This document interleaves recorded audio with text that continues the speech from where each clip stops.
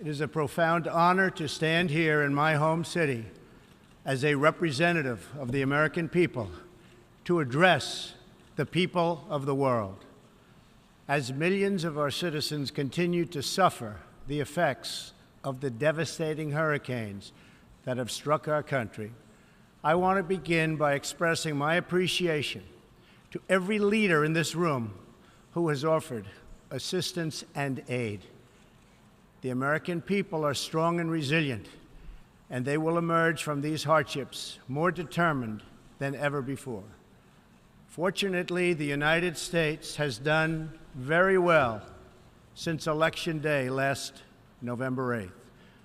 The stock market is at an all-time high, a record.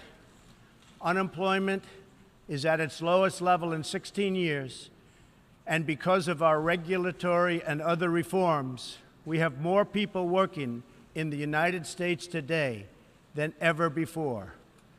Companies are moving back, creating job growth the likes of which our country has not seen in a very long time. And it has just been announced that we will be spending almost $700 billion on our military and defense. Our military will soon be the strongest it has ever been. For more than 70 years, in times of war and peace, the leaders of nations, movements, and religions have stood before this assembly. Like them, I intend to address some of the very serious threats before us today, but also the enormous potential waiting to be unleashed. We live in a time of extraordinary opportunity. Breakthroughs in science, technology, and medicine are curing illnesses and solving problems that prior generations thought impossible to solve. But each day also brings news of growing dangers that threaten everything we cherish and value. Terrorists and extremists have gathered strength and spread to every region of the planet. Rogue regimes represented in this body not only support terrorists, but threaten other nations and their own people with the most destructive weapons known to humanity.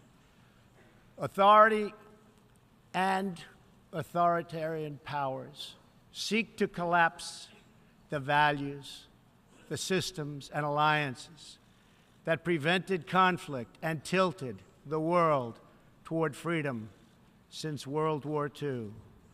International criminal networks traffic drugs, weapons, people, force dislocation and mass migration, threaten our borders, and new forms of aggression exploit technology to menace our citizens. To put it simply, we meet at a time of both immense promise and great peril. It is entirely up to us whether we lift the world to new heights or let it fall into a valley of disrepair. We have it in our power, should we so choose, to lift millions from poverty, to help our citizens realize their dreams, and to ensure that new generations of children are raised free from violence, hatred, and fear. This institution was founded in the aftermath of 2 world wars to help shape this better future. It was based on the vision that diverse nations could cooperate to protect their sovereignty, preserve their security, and promote their prosperity. It was in the same period, exactly 70 years ago, that the United States developed the Marshall Plan to help restore Europe. Those 3 beautiful pillars, they're pillars of peace, sovereignty, security, and prosperity.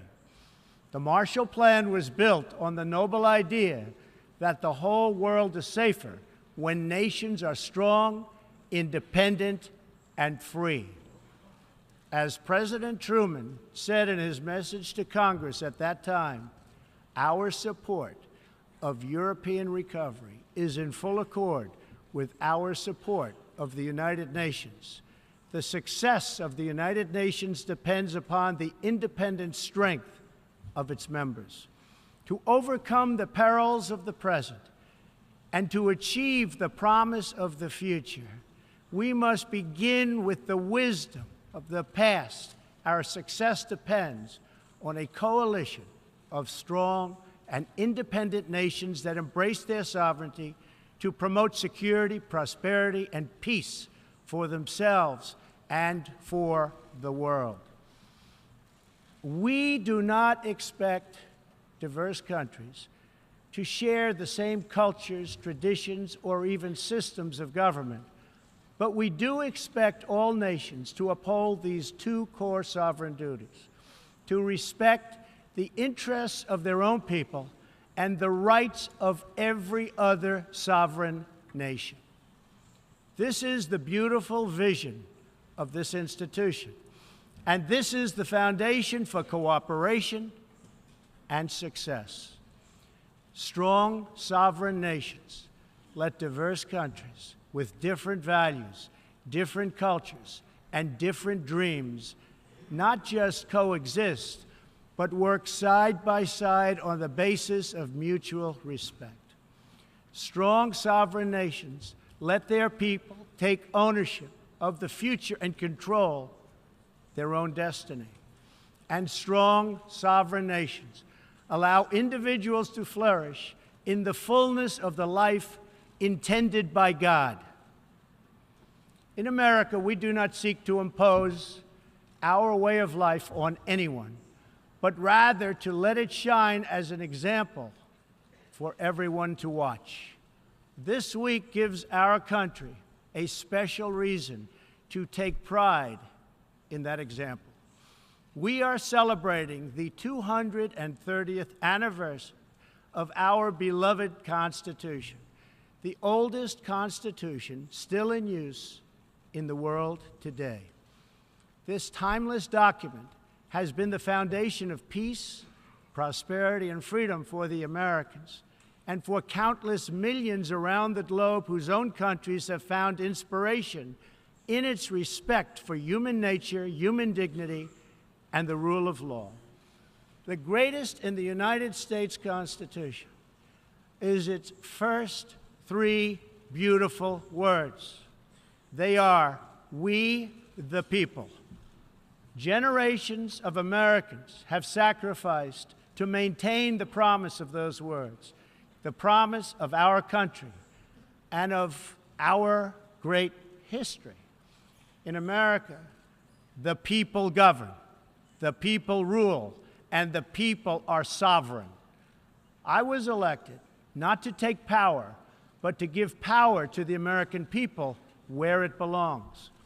In foreign affairs, we are renewing this founding principle of sovereignty.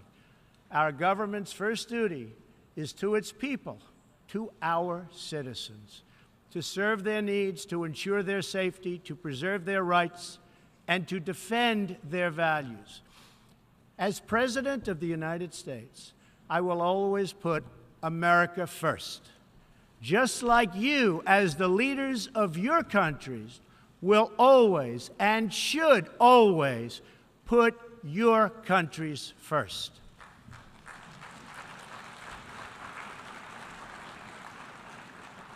All responsible leaders have an obligation to serve their own citizens, and the nation-state remains the best vehicle for elevating the human condition.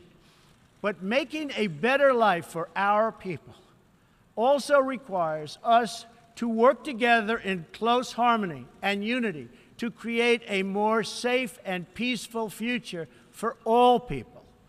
The United States will forever be a great friend to the world, and especially to its allies. But we can no longer be taken advantage of or enter into a one-sided deal where the United States gets nothing in return.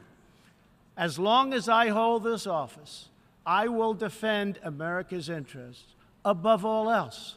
But in fulfilling our obligations to our own nations, we also realize that it's in everyone's interest to seek a future where all nations can be sovereign, prosperous, and secure. America does more than speak for the values expressed in the United Nations Charter. Our citizens have paid the ultimate price to defend our freedom and the freedom of many nations represented in this great hall. America's devotion is measured on the battlefields where our young men and women have fought and sacrificed alongside of our allies. From the beaches of Europe to the deserts of the Middle East to the jungles of Asia. It is an eternal credit to the American character that even after we and our allies emerged victorious from the bloodiest war in history, we did not seek territorial expansion or attempt to oppose and impose our way of life on others. Instead, we helped build institutions such as this one to defend the sovereignty, security, and prosperity for all. For the diverse nations of the world, this is our hope. We want harmony and friendship, not conflict and strife. We are guided by outcomes, not ideology. We have a policy of principled realism rooted in shared goals, interests, and values. That realism forces us to confront a question facing every leader and nation in this room. It is a question we cannot escape or avoid. We will slide down the path of complacency, numb to the challenges, threats, and even wars that we face. Or do we have enough strength and pride to confront those dangers today so that our citizens can enjoy peace and prosperity tomorrow? If we desire to lift up our citizens, if we aspire to the approval of history, then we must fulfill our sovereign duties to the people we faithfully represent. We must protect our nations, their interests, and their futures. We must reject threats to sovereignty from the Ukraine to the South China Sea. We must uphold respect for law, respect for borders, and respect for culture, and the peaceful engagement these allow. And just as the founders of this body intended, we must work together and confront together those who threaten us with chaos, turmoil, and terror. The scourge of our planet today is a small group of rogue regimes that violate every principle on which the United Nations is based. They respect neither their own citizens nor the sovereign rights of their countries. If the righteous many do not confront the wicked few, then evil will triumph. When decent people and nations become bystanders to history, the forces of destruction only gather power and strength. No one has shown more contempt for other nations and for the well-being of their own people than the depraved regime in North Korea. It is responsible for the starvation deaths of millions of North Koreans and for the imprisonment, torture, killing, and oppression of countless more. We were all witness to the regime's deadly abuse when an innocent American college student, Otto Warmbier, was returned to America only to die a few days later.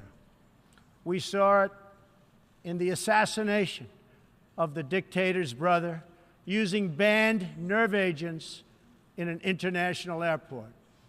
We know it kidnapped a sweet 13-year-old Japanese girl from a beach in her own country to enslave her as a language tutor for North Korea's spies. If this is not twisted enough, now North Korea's reckless pursuit of nuclear weapons and ballistic missiles threatens the entire world with unthinkable loss of human life. It is an outrage that some nations would not only trade with such a regime, but would arm, supply, and financially support a country that imperils the world with nuclear conflict. No nation on earth has an interest in seeing this band of criminals arm itself with nuclear weapons and missiles. The United States has great strength and patience, but if it is forced to defend itself or its allies, we will have no choice but to totally destroy North Korea. Rocket Man is on a suicide mission for himself and for his regime. The United States is ready, willing, and able, but hopefully this will not be necessary. That's what the United Nations is all about. That's what the United Nations is for. Let's see how they do. It is time for North Korea to realize that the denuclearization is its only acceptable future. The United Nations Security Council recently held 2 unanimous 15-0 votes adopting hard-hitting resolutions against North Korea, and I want to thank China and Russia for joining the vote to impose sanctions, along with all of the other members of the Security Council. Thank you to all involved. But we must do much more. It is time for all nations to work together to isolate the Kim regime until it ceases its hostile behavior. We face this decision not only in North Korea. It is far past time for the nations of the world to confront another reckless regime, one that speaks openly of mass murder, vowing death to America, destruction to Israel, and ruin for many leaders and nations in this room. The Iranian government masks a corrupt dictatorship behind the false guise of a democracy. It has turned a wealthy country with a rich history and culture into an economically depleted rogue state whose chief exports are violence, bloodshed, and chaos. The longest-suffering victims of Iran's leaders are, in fact, its own people.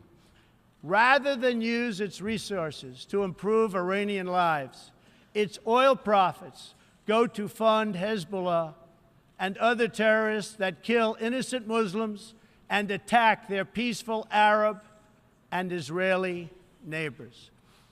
This wealth, which rightly belongs to Iran's people, also goes to shore up Bashar al-Assad's dictatorship, fuel Yemen's civil war, and undermine peace throughout the entire Middle East. We cannot let a murderous regime continue these destabilizing activities while building dangerous missiles, and we cannot abide by an agreement if it provides cover for the eventual construction of a nuclear program.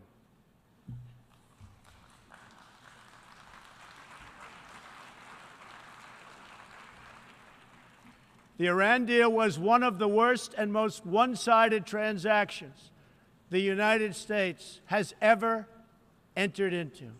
Frankly, that deal is an embarrassment to the United States, and I don't think you've heard the last of it, believe me. It is time for the entire world to join us in demanding that Iran's government end its pursuit of death and destruction. It is time for the regime to free all Americans and citizens of other nations that they have unjustly detained. And above all, Iran's government must stop supporting terrorists, begin serving its own people, and respect the sovereign rights of its neighbors.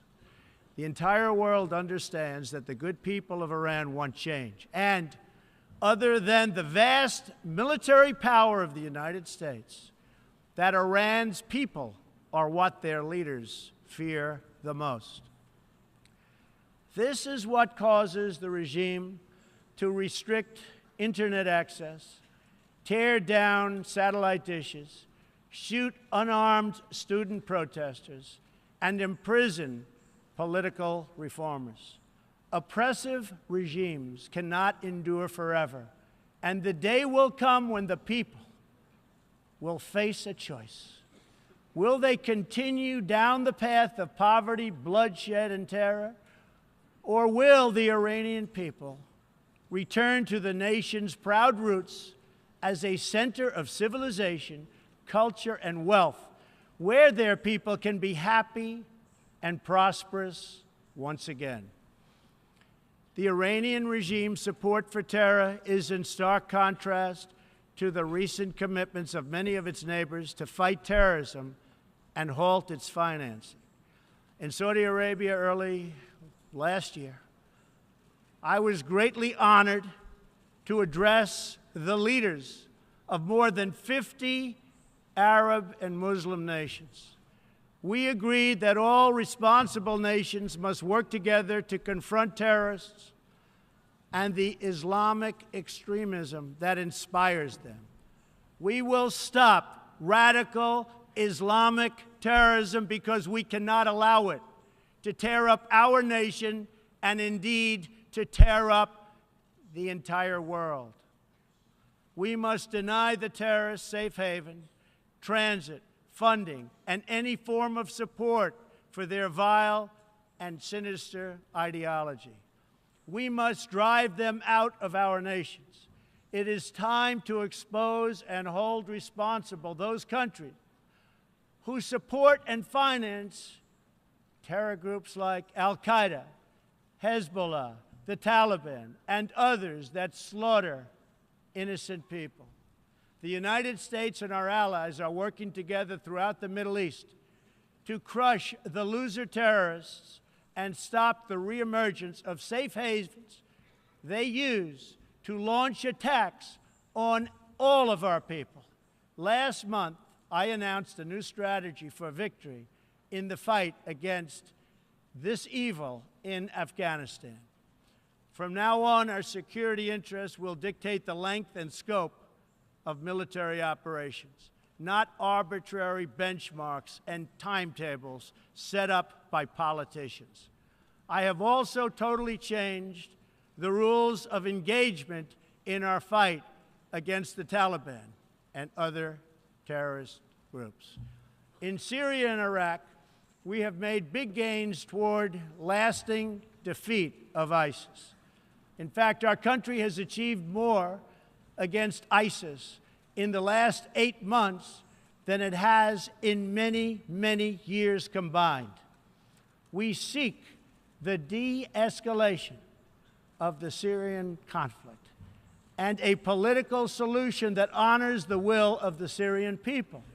The actions of the criminal regime of Bashar al-Assad, including the use of chemical weapons against his own citizens, even innocent children, shock the conscience of every decent person. No society can be safe if banned chemical weapons are allowed to spread. That is why the United States carried out a missile strike on the airbase that launched the attack. We appreciate the efforts of the United Nations agencies that are providing vital humanitarian assistance in areas liberated from ISIS, and we especially thank Jordan, Turkey, and Lebanon for their role in hosting refugees from the Syrian conflict. The United States is a compassionate nation and has spent billions and billions of dollars in helping to support this effort.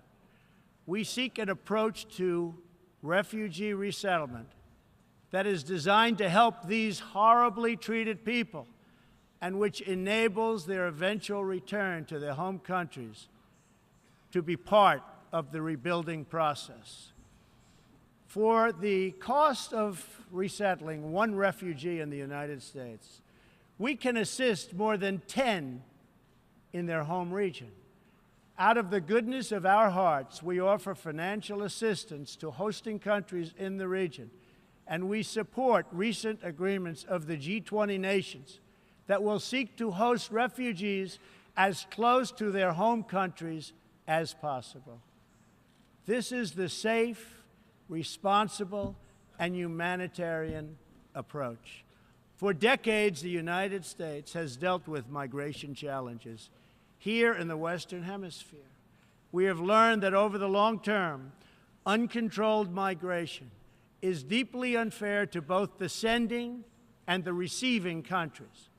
For the sending countries, it reduces domestic pressure to pursue needed political and economic reform, and drains them of the human capital necessary to motivate and implement those reforms. For the receiving countries, the substantial costs of uncontrolled migration are borne overwhelmingly by low-income citizens whose concerns are often ignored by both media and government. I want to salute the work of the United Nations in seeking to address the problems that cause people to flee from their homes.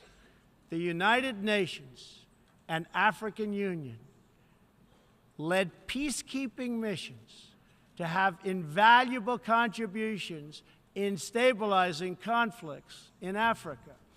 The United States continues to lead the world in humanitarian assistance, including famine prevention and relief in South Sudan, Somalia, and northern Nigeria and Yemen.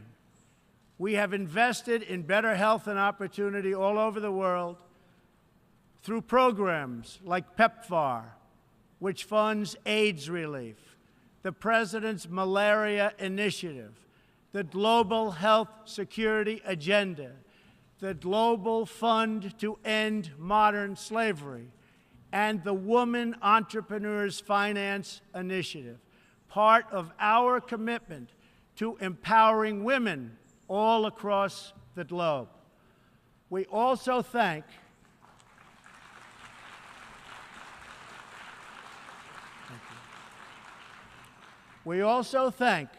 the Secretary General for recognizing that the United Nations must reform if it is to be an effective partner in confronting threats to sovereignty, security, and prosperity.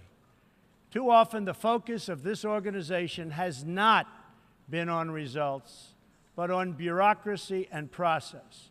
In some cases, states that seek to subvert this institution's noble aims have hijacked the very systems that are supposed to advance them.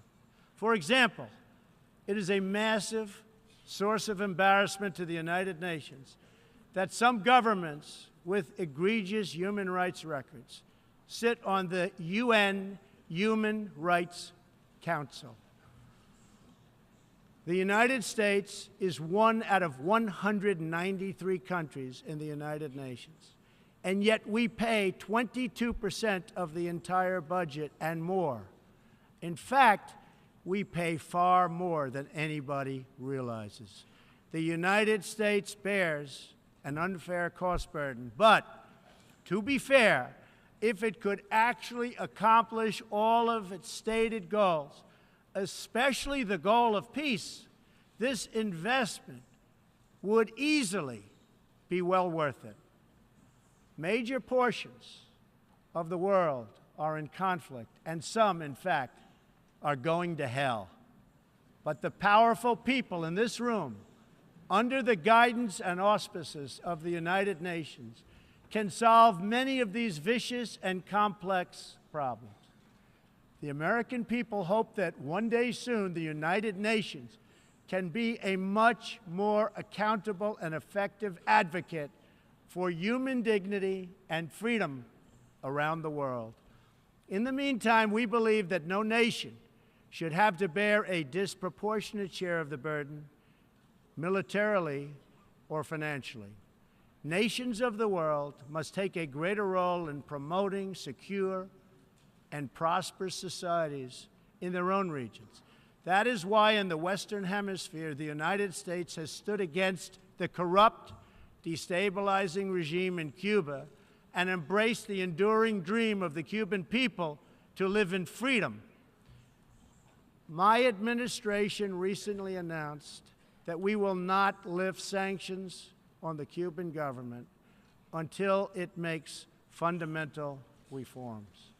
We have also imposed tough, calibrated sanctions on the socialist Maduro regime in Venezuela, which has brought a once thriving nation to the brink of total collapse.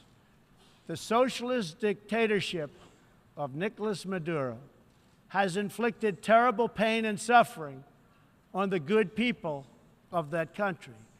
This corrupt regime destroyed a prosperous nation by imposing a failed ideology that has produced poverty and misery everywhere it has been tried.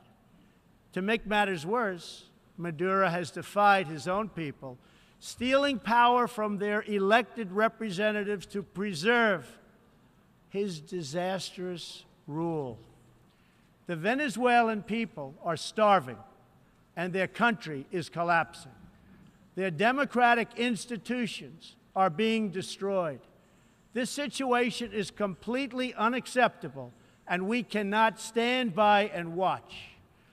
As a responsible neighbor and friend, we and all others have a goal. That goal is to help them regain their freedom, recover their country, and restore their democracy. I would like to thank leaders in this room for condemning the regime and providing vital support to the Venezuelan people. The United States has taken important steps to hold the regime accountable. We are prepared to take further action if the government of Venezuela persists on its path to impose authoritarian rule on the Venezuelan people. We are fortunate to have incredibly strong and healthy trade relationships with many of the Latin American countries gathered here today. Our economic bond forms a critical foundation for advancing peace and prosperity for all of our people and all of our neighbors. I ask every country represented here today to be prepared to do more to address this very real crisis. We call for the full restoration of democracy and political freedoms in Venezuela.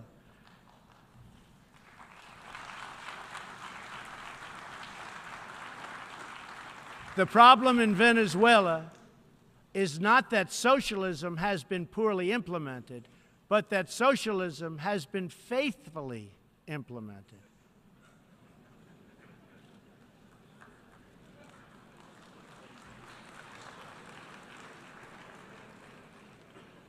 From the Soviet Union to Cuba to Venezuela, wherever true socialism or communism has been adopted, it has delivered anguish and devastation and failure. Those who preach the tenets of these discredited ideologies only contribute to the continued suffering of the people who live under these cruel systems. America stands with every person living under a brutal regime. Our respect for sovereignty is also a call for action. All people deserve a government that cares for their safety, their interests, and their well-being, including their prosperity. In America, we seek stronger ties of business and trade with all nations of goodwill. But this trade must be fair, and it must be reciprocal. For too long, the American people were told that mammoth multinational trade deals, unaccountable international tribunals, and powerful global bureaucracies were the best way to promote their success. But as those promises flowed, millions of jobs vanished and thousands of factories disappeared. Others gamed the system and broke the rules. and our great middle class, once the bedrock of American prosperity, was forgotten and left behind. But they are forgotten no more, and they will never be forgotten again. While America will pursue cooperation and commerce with other nations, we are renewing our commitment to the first duty of every government, the duty of our citizens. This bond is the source of America's strength and that of every responsible nation represented here today. If this organization is to have any hope of successfully confronting the challenges before us, it will depend, as President Truman said some 70 years ago, on the independent strength of its members. If we are to embrace the opportunities of the future and overcome the present dangers together, there can be no substitute for strong, sovereign, and independent nations. Nations that are rooted in their histories and invested in their destinies. Nations that seek allies to befriend, not enemies to conquer. And most important of all, nations that are home to patriots, to men and women who are willing to sacrifice for their countries, their fellow citizens, and for all that is best in the human spirit. In remembering the great victory that led to this body's founding, we must never forget that those heroes who fought against evil also fought for the nations that they loved. Patriotism led the Poles to die to save Poland, the French to fight for a free France, and the Brits to stand strong for Britain. Today, if we do not invest ourselves, our hearts, and our minds in our nations, if we will not build strong families, safe communities, and healthy societies for ourselves, no one can do it for us. We cannot wait for someone else, for faraway countries or far-off bureaucracies. We can't do it. We must solve our problems to build our prosperity, to secure our future, or we will build vulnerable to decay, domination, and defeat. The true question for the United Nations today, for people all over the world who hope for better lives for themselves and their children, is a basic one. Are we still patriots? Do we love our nations enough to protect their sovereignty and to take ownership of their futures? Do we revere them enough to defend their interests, preserve their cultures, and ensure a peaceful world for their citizens? One of the greatest American patriots, John Adams, wrote that the American Revolution was effected before the war commenced. The revolution was in the minds and hearts of the people.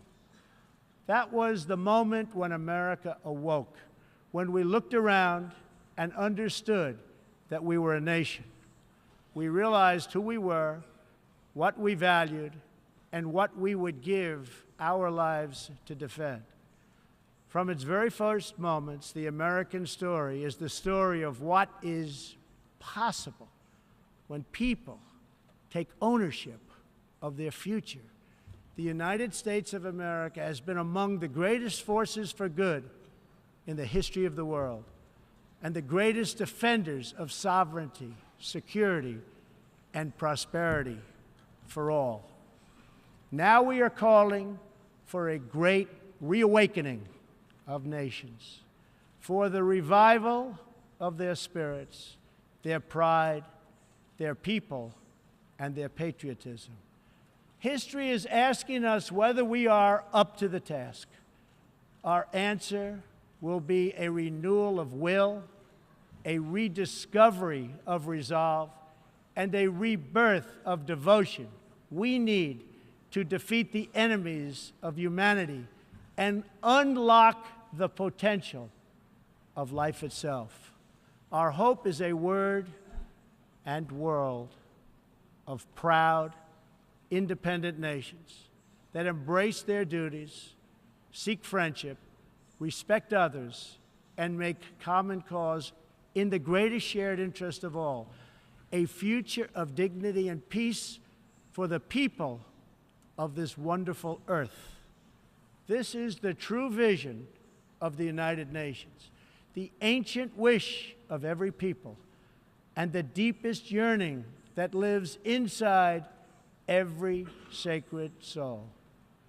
So let this be our mission, and let this be our message to the world. We will fight together, sacrifice together, and stand together for peace, for freedom, for justice, for family, for humanity, and for the Almighty God who made us all. Thank you. God bless you. God bless the nations of the world, and God bless the United States of America. Thank you very much.